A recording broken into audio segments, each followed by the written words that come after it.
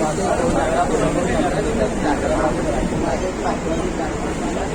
सरांना विचारले त्यांना पाठवले हां हां हां